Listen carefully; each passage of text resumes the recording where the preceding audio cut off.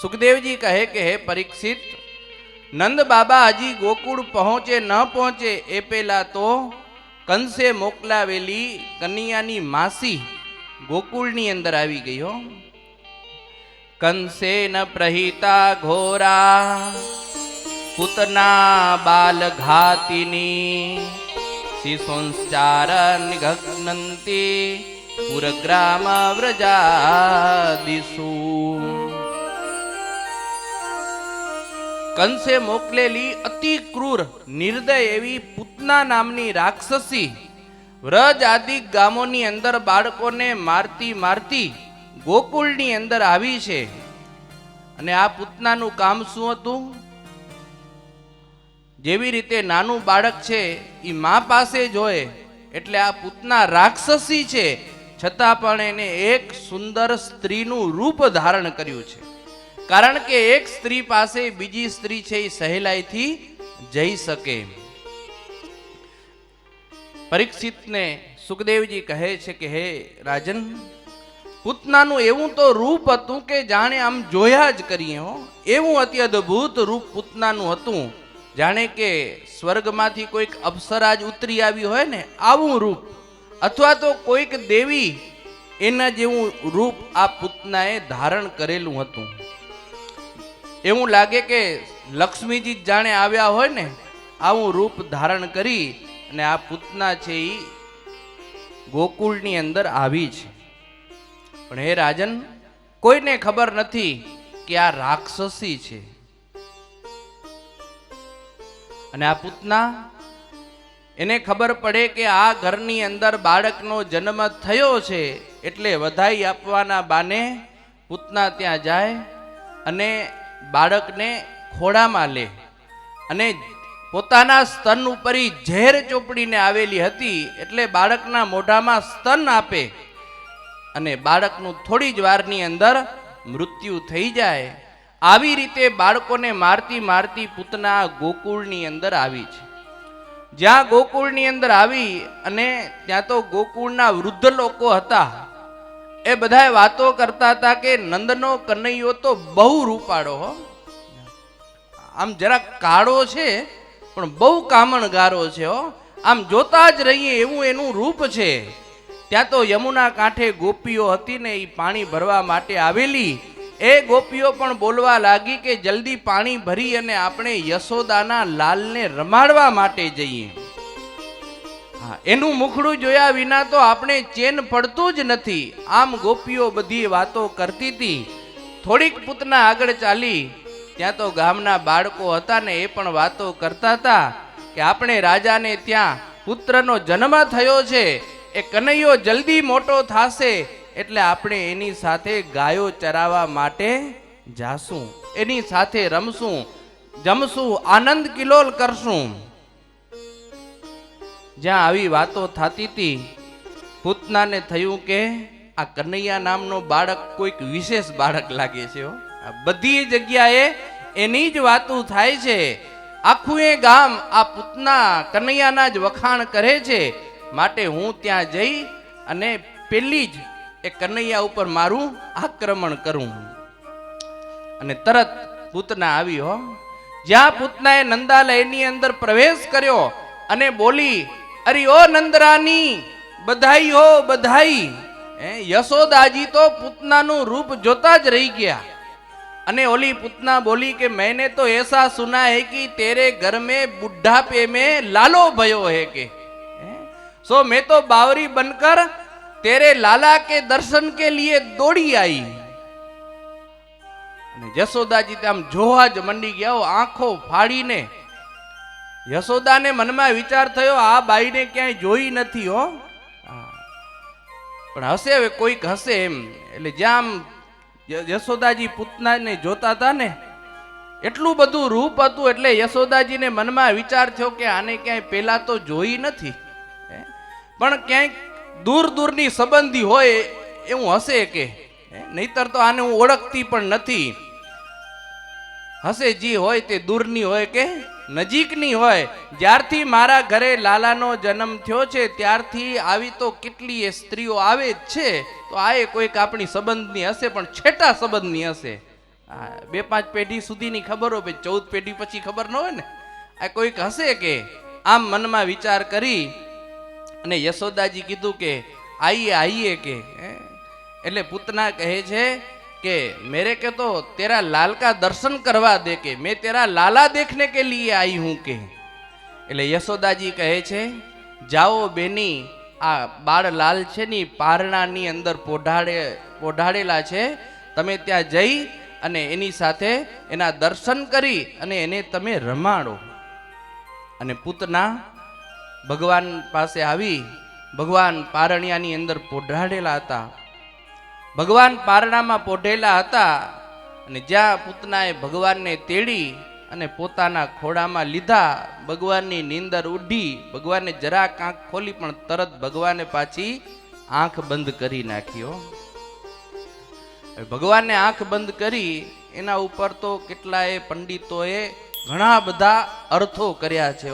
કેટલાક પંડિતો એવું વિચારતા હતા અને એવું લખ્યું કે ભગવાને આંખો એટલે બંધ કરી કે ભગવાનને મનમાં વિચાર થયો કે મારો જન્મ થયો ગોકુળની અંદર, હું તો માખણની મિશ્રી ખાવા માટે આવેલો છું અને હજી તો આ છઠ્ઠીની શરૂઆત છે ને ત્યાં તો આવીને ઝેરથી શરૂઆત થશે. અને આ ઝેર પીવાનો તો ભગવાન કે મારો અભ્યાસ નથી. આ અભ્યાસ કેનો છે? શંકર ભગવાનનો છે. એટલે શંકર ભગવાનનું સ્મરણ કરી અને કહ્યું કે ભગવાન તમે આવો અને આ ઝેરનું પાન કરો. આવા કેટલાય આપણા પંડિતોએ જાત જાતના તર્કો કરી અને પોતાના વિચારો રજૂ કર્યા છે. ભગવાને મનમાં એવો વિચાર પણ કર્યો કે મેં યશોદા, દેવકી, કૌશલ્યા ઘણી બધી માતાઓનું દૂધપાન કર્યું છે પણ ઝેરનું પાન તો હજી ક્યારેય કર્યું નથી. એમાં આ પાપણી છે, આ ખાલી ઢોંગ કરીને આવેલી છે. એટલે હવે મારે શું કરવું આમ વિચારવા માટે પણ ભગવાને પોતાના નેત્રો બંધ કર્યા છે. પણ શાસ્ત્રો એવું કહે છે કે ભગવાને નેત્રો બંધ કર્યા એનું કારણ શું હતું? તો ભગવાને મનમાં વિચાર કર્યો કે આ છે કોણ એમ. જ્યાં ભગવાને ઊંડી દ્રષ્ટિ કરી ત્યાં તો ભગવાનને વિચાર થયો કે ઓહો, આ તો બલિરાજાની દીકરી રત્નમાલા છે. જ્યારે વામન અવતાર મેં ધારણ કર્યો તો ત્યારે આને મારે વિશે મોહ થયો અને મને એને પુત્ર ભાવથી જોયેલો હતો. અને જ્યારે હું વામનમાંથી વિરાટ બન્યો ત્યારે આને મારા વિશે શત્રુ ભાવ થયેલો હતો. એટલે અત્યારે એ માં બની અને મને ધવડાવવા માટે આવી છે અને શત્રુ ભાવથી સ્તન ઉપર ઝેર ચોડી અને મને મારવા માટે આવેલી છે. એટલે ભગવાનને મનમાં વિચાર થયો કે જેવી મારી માં યશોદાને મેં ગતિ આપી છે ને એવી જ હું આ પૂતનાને પણ ગતિ આપીશ. પણ ભક્તજનો, આપણે એવું થાય કે શું ભગવાનને આ બધો વિચાર કરવા માટે આંખો બંધ કરવી પડે? નહીં. ભગવાન તો જેવી રીતે હથેળીની અંદર પાણીનું ટીપું હોય એવી રીતે આખા એ જગતને ભગવાન જાણે છે.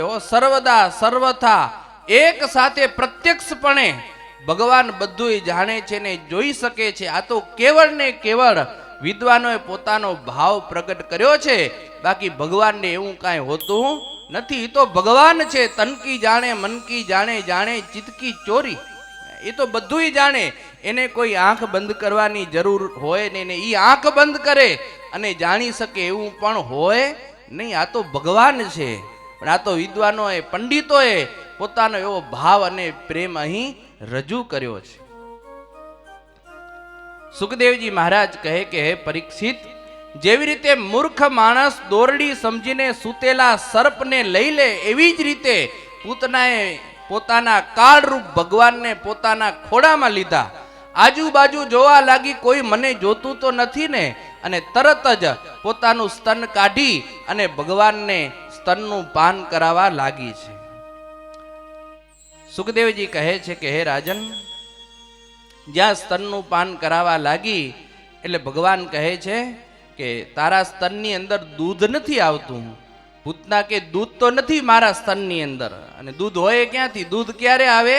જો બાળક પ્રત્યે પ્રેમ માતાને ઉત્પન્ન થાય ને તો જ દૂધ આવે. એટલે પૂતના કે દૂધ તો નથી, કારણ કે પ્રેમ હતો નહીં એટલે દૂધ હોય નહીં. તો તો ભગવાન કે દૂધ નથી તો પ્રાણ તો હશે ને. પૂતના કે પ્રાણ છે હો. ભગવાન કે ઈ પણ આપણે ચાલશે. અને પછી તો ભગવાને એવી ચૂંસ લગાવી છે અને પૂતનાનું આખું એ શરીર ખેંચાવા લાગ્યું. ભગવાને જ્યાં પ્રાણ ચૂસ્યા એટલે બહુ દુઃખ થયું.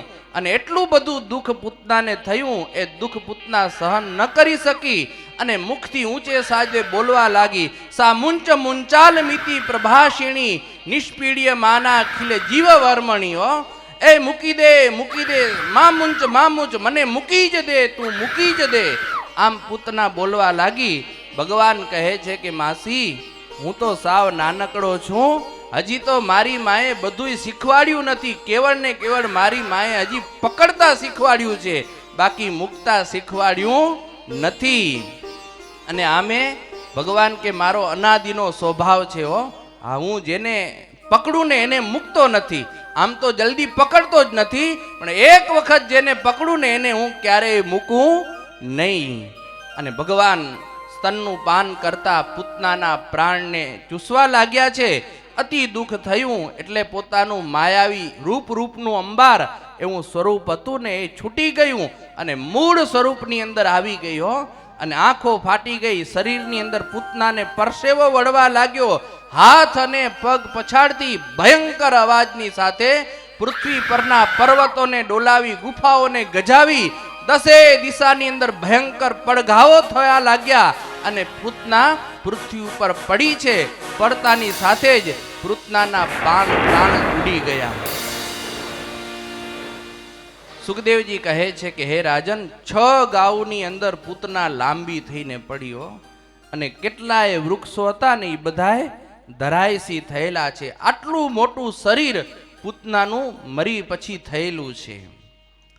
અને આમે એને મરે પછી લાકડાએ બારવા જોઈએ ને, એટલે લાકડાનો વેદ પોતે જ કરતી ગઈ હો. પૂતનાને પડવાથી ભયંકર અવાજ થયો છે એ સાંભળીને યશોદા માતા જ્યાં પારણા પાસે આવ્યા ત્યાં તો લાલાને પારણામાં જોયો નહીં. એટલે લાલાના વિયોગની અંદર માં યશોદાના મુખમાંથી મારો લાલો એવી ચીસ નીકળી ગઈ. અને તરત ગોપીઓ હતી એ પણ દોડતી દોડતી ત્યાં આવી છે. બધાએ લાલાને ગોતવા લાગ્યા પણ લાલો ક્યાંય મળ્યો નહીં. બીજા ગોવાળિયાઓ આવી ગયા અને એને પણ લાલાને શોધવાની કોશિશ કરી, લાલો ક્યાંય મળ્યો નહીં. એટલે ગોવાળિયાઓને મનમાં વિચાર થયો કે નંદ બાપા આપણે આ ગોકુળની રક્ષાનો ભાર સોંપીને ગયેલા હતા અને નંદ બાબા આવશે તો આપણે જવાબ શું દેશું. ત્યાં તો એક ગોવાળિયો હતો ને, થોડોક અવાજ એક બાજુથી આવ્યો ને ત્યાં દ્રષ્ટિ કરી તો ત્યાં પૂતના મરેલી પડી હતી અને એક મોટા પર્વત ઉપર ભગવાન આમ રમતા હતા ને આવું દ્રશ્ય જોયું હો. સુખદેવજી કહે કે હે પરીક્ષિત, અને એ ગોવાળિયો દોડતો દોડતો ત્યાં જઈ અને ભગવાનને તેડી અને નીચે લઈ આવી અને યશોદા માતાને ભગવાન સોંપેલા છે. આટલી વાર તો માં યશોદાજી કેવળ પોતાના લાલાને જ શોધતા હતા. આટલી મોટી રાક્ષસી આવીને આવું બધું પરાક્રમ થઈ ગયું, યશોદાજીના નજરની અંદર હતું જ નહીં. કેવળ ને કેવળ ભગવાનને વિશે એટલો બધો પ્રેમ હતો ને એટલે એને બીજું કાંઈ દેખાણું જ નહીં. પણ લાલો હાથમાં આવ્યો ને પછી જ્યાં દ્રષ્ટિ કરી ત્યાં જોયું તો આટલી મોટી રાક્ષસી સૂતેલી હતી ને, આ જોઈને યશોદા માતા ધ્રુજવા લાગ્યા છે અને કહેવા લાગ્યા કોણ છે. ત્યાં તો એક ગોપી બોલી કે આ તો કોઈક મોટી રાક્ષસી આપણા લાલાને લઈને ભાગતી હતી અને કદાચ ને એને પગમાં ઠોકર વાગી ને પડી ગઈ એટલે એ મૃતપાય થઈ ગઈ. એટલે યશોદાજી કહે છે કે અલી એમ કઈ મૃતપાય થાય જો સીધી પડીએ, ઠોકર વાદે ઊંધી પડે ને, કે આ તો સીધી પડેલી છે હો. બીજા છોકરાઓ કહે છે કેવી રીતે મળી, એ કે કઈ ખબર નથી પણ મરી ગઈ સાચી. પછી તો યશોદા માતાએ મનમાં વિચાર કર્યો કે જે થયું તે મારો લાલો સુરક્ષિત છે ને એટલે આપણે કાંઈ હવે ટેન્શન નથી. અને પછી યશોદા બીજી ગોપીઓની સાથે લાલાના રક્ષણને માટે ભગવાનની પ્રાર્થના કરી અને ગૌશાળામાં આવ્યા છે અને લાલાને ગાયના છાણનો લેપ લગાડ્યો હો અને ગૌમૂત્રથી ભગવાનને સ્નાન કરાવ્યું અને ગાયનું પૂંછડું આખા એ શરીર ઉપર ફેરવ્યું છે હો અને બોલ્યા કે અલ્લાહ બલ્લા જે કાંઈ હોય ને એ બધી આ ગાયના પૂંછડામાં આવી જાય, મારો લાલો છે એ સુરક્ષિત રહે.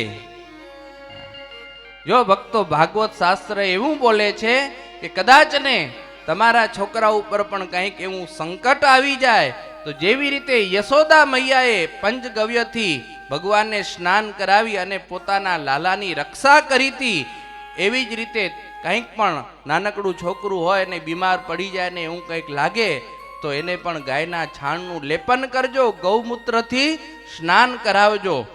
બાકી ધોરા ધાગાની અંદર ક્યાંય આપણે જાવું નહીં હો. નાનકડું બાળક છે, આ પૃથ્વી ઉપર આવ્યું તો સેટિંગ થતા થોડુંક વાર લાગે, પણ ગાયના પંચગવ્યની અંદર એટલી બધી તાકાત છે કે ગમે તેવા રોગ હોય ને એ રોગ બધા એનાથી નાબૂદ થઈ જાય છે. અને પછી તો ભગવાનના નામનો જપ એટલે કે નારાયણ કવચનો પાઠ કર્યો છે અને અલા બલા બધી ટળી જાય, મારા છોકરાને કાંઈ ન થાય, આવી પ્રાર્થના ભગવાનને કરી છે. પછી તો ભગવાનને શુદ્ધ જળથી સ્નાન કરાવી અને સ્તનનું પાન કરાવી અને પરમાત્માને પારણાની અંદર પોઢાડ્યા છે. આ બાજુ નંદ બાબા જ્યાં ગોકુળની અંદર આવ્યા એટલે બીજા ગોવાળિયાઓએ બધી વાત કરી છે અને નંદ બાબાએ પૂતનાનું આટલું મોટું શરીર જોયું ને આશ્ચર્યચકિત થઈ ગયા છે અને નંદ બાબાના મુખમાંથી શબ્દો સરી પડ્યા, હો હા, વારે મિત્ર વાહ વસુદેવ, તું તો બરોબર જ્યોતિષ છે હો. તું બોલ્યો તો કે ગોકુળની અંદર કંઈક ઉત્પાત થાય છે, એ તારી વાત સત્ય પડી છે. ગોવાળિયાઓ કહે છે કે બાબા આને શું કરવું હવે, કે આટલી મોટી રાક્ષસી મરી ગઈ એનું શું કરવું? એટલે નંદ બાબા કહે છે કુવારો લઈ આવો ને કટકા કરી અને આ જો ઝાડની તો વ્યવસ્થા પોતે જ કરતી ગઈ, તો એને બાળી નાખો. પછી બધા ગોવાળિયાઓ ભેગા થઈ એના શરીરના કટકા કરી અને પછી એને બાળેલી છે. ગોવાળિયાઓએ પૂતનાના શરીરને બાળ્યું અને એમાંથી અતિશય સુગંધીમાન ધુવાણો નીકળ્યો છે. હો, જ્યાં આટલી વાત સુખદેવજી મહારાજે કરી ત્યાં તો પરીક્ષિત રાજા કહે છે કે હે ગુરુ મહારાજ, આટલી પાપણી હતી છતાંય એના શરીરમાંથી ધુવાણો કેમ નીકળ્યો? સુખદેવજી કહે છે કે હે રાજન, સાક્ષાત ભગવાને જેનું સ્તનપાન કર્યું હોય એને પાપણી કેમ કહેવાય? જો પૂતનાની અંદર એક પણ ગુણ નતો, આમ ગોતી ગોતીને તમે થાકો છતાં પણ પૂતનાની અંદર એક પણ ગુણ મળે નહીં હો. અને એનો અતિ અદ્ભુત પરિચય સુખદેવજી મહારાજ કરાવે છે કે પૂતના કેવી હતી? પૂતના લોક બાલકની રાક્ષસી રુધિરાસના, જિંઘાસયાપી હરયે સ્તનમ દત્વાપ્ય સદ્ગતિમ. પૂતના એનું નામ જ ખરાબ હતું. પૂતના એટલે પૂતા નપી નયતી ઇતિ પૂતના. પૂત એટલે પવિત્ર અને ના એટલે નહીં. જેનામાં લેશ માત્ર પવિત્રતા નહીં એને શું કહેવાય? પૂતના. તો પછી એનું કામ કંઈક સારું હશે ને? તો કે નહીં, બાલકની બાળકોને મારવાનું કામ કરતી હતી એટલે એનું કામ પણ સારું નથી. તો પછી એનું ખાનદાન, એનું કુળ ઊંચું હશે? નહીં, એનું કુળ પણ ઊંચું નથી. કેમ? તો રાક્ષસી છે એટલે એનું કુળ ઊંચું કહેવાય નહીં. બાળકોને મારનારી છે તો પછી એનું કુળ સારું નથી, પોતે રાક્ષસી કુળની છે તો કદાચ ને એનો આહાર શુદ્ધ હશે એટલે ભગવાન એના ઉપર રીઝી ગયા. તો કહે છે નહીં, રુધિરાસના, લોહીનું પાન કરનારી છે એટલે એનો આહાર પણ શુદ્ધ નથી. તો એને ભગવાનની અંદર પ્રેમ હશે ત્યારે કહે છે નહીં, જિંઘાસયાપી હરયે, ભગવાનને મારવાના ઈરાદાથી આ પૂતના આવેલી હતી એટલે એનું નામ પણ સારું નથી, એનું કુળ સારું નથી, એના ગુણ સારા નથી, એનો આહાર સારો નથી. આમ હે રાજન, જો તમે પૂતનાની અંદર ગોતો તો કોઈ જગ્યાએ એની અંદર કોઈ સારો ગુણ દેખાતો નથી. અને જેનામાં સારા ગુણ ન હોય એને શું કહેવાય? રાક્ષસ કહેવાય. હો, છતાં પણ ભગવાને એનામાં એક ગુણ ગોતી લીધો. આ સ્તનમ દત્વાપ્ય સદગતિમ, સ્તનનું પાન કરાવવાના બાને આ પૂતના આવેલી હતી એટલે ભગવાને એને સદગતિ આપી દીધી. કેવી સદગતિ? તો પોતાના માતાની જેવી ગતિ થાય એવી ગતિ ભગવાને આપેલી છે. જો પૂતનામાં એક પણ સદગુણ નથી, છતાંય ભગવાનને જ્યારે કૃપા કરવી હોય ને તો ભગવાન ગમે તેવું બાનું કાઢી અને એ જીવ ઉપર ભગવાન વરસી જાય છે. હા, જેવી રીતે કોઈ ક્રોધી માણસ હોય અને એનો સ્વભાવ ક્રોધીલો હોય એટલે એ વાત વાતમાં ક્રોધ કરે. હા, એની પાસેથી કોઈક વટાય તો પણ એની સામે આંખો કાઢીને એના ઉપર ક્રોધ વરસાવે કે તે મારી સામું જોયું કેમ. હે, આપણે હાલ્યા જતા જરાક આમ હસીએ તો તું મને જોઈને હસ્યો કેમ, એમ આવો ઝઘડાખોર માણસ હોય, ક્રોધી માણસ હોય, એ પણ વાત વાતની અંદર ક્રોધ કરતો હોય. એવી રીતે ભગવાનનો પણ એવો કંઈક દયાળુ સ્વભાવ છે, એ કૃપામય સ્વભાવ છે કે ગમે તે એક ગુણ ગોતીને ભગવાને આ પૂતના ઉપર કૃપા કરી છે. એનું ભલે કુળ સારું નહોતું, ગમે તેવી હતી, પણ ભગવાનને માતાનું રૂપ ધારણ કરીને સ્તનનું પાન કરાવવા માટે આવેલી હતી એટલે ભગવાને એને સદગતિ આપી છે.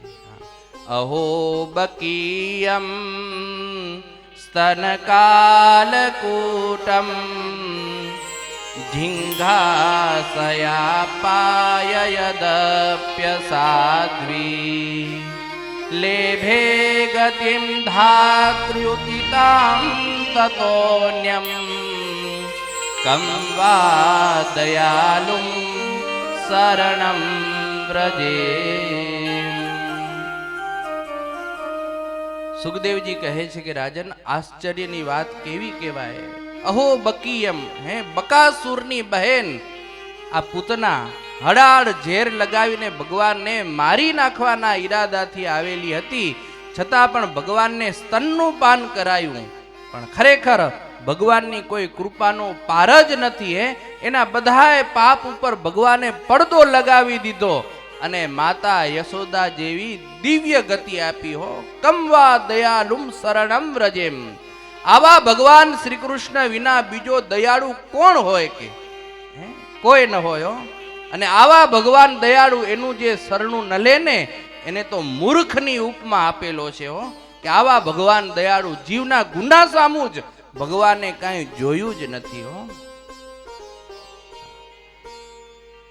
જો ભગવાનને પોતાની કૃપારૂપી પ્રસાદ વરસાવવો હોય ને ત્યારે ભગવાન કોઈ દિવસ જીવના કલ્યાણ ગુના સામું ભગવાન જોતા જ નથી. નહીતર તો નિયમ છે કે કર્મને અનુસારે ભગવાન એને ફળ આપે, પણ જ્યારે ભગવાનને કૃપા જ કરવી હોય ત્યારે ભગવાન જીવના કોઈ ગુના સામું જોતા જ નથી. અને કદાચ ને આપણે વિચાર કરી કે ભગવાન જો જીવના ગુના સામું જોવા જાય તો આપણા કોઈનું કલ્યાણ પણ થાય નહીં. આ તો ભગવાનની કેવળ ને કેવળ કૃપા દ્રષ્ટિથી આપણું કલ્યાણ છે ને એ શક્ય બને છે. સુખદેવજી કહે છે કે હે પરીક્ષિત, આવી રીતે ભગવાને પૂતનાનો ઉદ્ધાર કર્યો છે. આવું જે પૂતનાનું ચરિત્ર જે કોઈ ગાશે અને સાંભળશે એને ભગવાનની અંદર અત્યંત પ્રીતિ પ્રાપ્ત થશે.